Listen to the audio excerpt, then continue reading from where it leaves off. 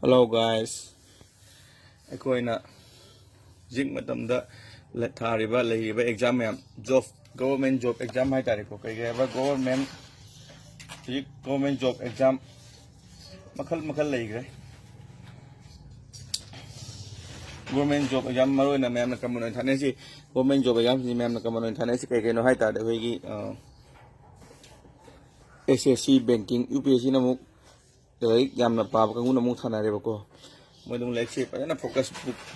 to le to ya da ni maroi na common na ma'am thanai se railway exam SSC exam banking exam ko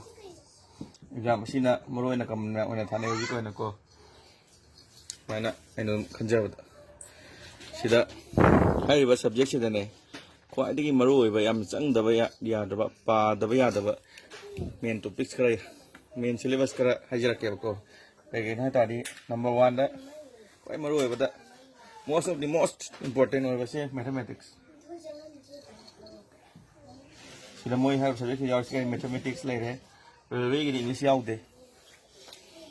mathematics से सही तो सुन यादे English grammar later English grammar tab da mu English ko ai maro se vocabulary ko kaya ba vocabulary for the general knowledge sumaina hai ba singji khangda ba ya da ba yam domain oi ba subject nai ta yam maro oi ba subject ko khangda ba su ai ya to